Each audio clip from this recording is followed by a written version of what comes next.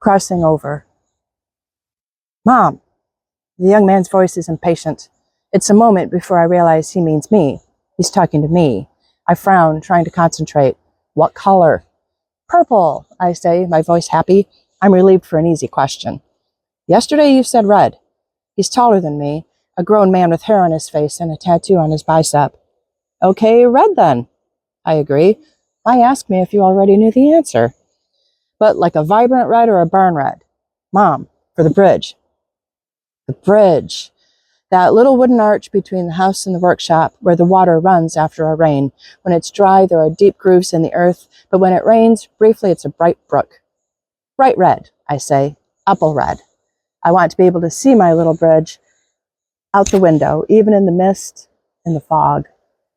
The young man shakes his head, wanders off through the hardware store. The man behind the counter asks me if I need help, eyebrows raised in question. I turn away from his concern, looking instead at a wall of shiny bright screws and bolts. Barn red, my son says, coming from 2 aisles over where there are cans of stain and paint. They don't have apple red. Cherry red? I ask. No, he says, but I can tell he didn't look for cherry red. He takes the can to the counter, adds a roller and a box of screws. He's fixing the bridge over the low spot on the side of the yard. I remember now. He has replaced rotten boards, and now he's going to paint. I study his profile as he drives. Which of my lovers does he most resemble? The farmer? No. The adjunct professor? He catches me staring. What? He says, so impatient. Nothing, I say, and look out the window on my side, thinking the beans are high already for this time of year. I remember going somewhere with my brother many years ago when we were small and rode in the back seat. I remember complaining that he was looking out my side of the car instead of his own window.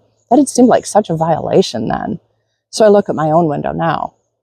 My memory is slidey, slick. I grab a memory and it slides out like a greased watermelon. I did acid once, I tell my son, turning to look at him. He's the son of the electrician, I remember now. I laugh, thinking about the acid trip and how funny it is for me to tell my son about it. He knows almost nothing about me. We don't see each other often. I turn to look at him to see if he's laughing. I'm alone in the truck. He's walking away from it, carrying a can of paint and a roller. He thinks it's just a bridge. A little arch of wood, useful a few times a year after a hard rain, but no other time. It's a bridge back to a time when he was still my son, and I was still his mother.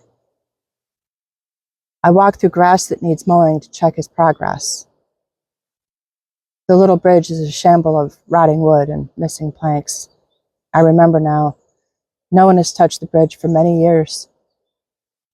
Not since my son left me, rolling down the hill over and over in a blue truck, glittery with shattered glass.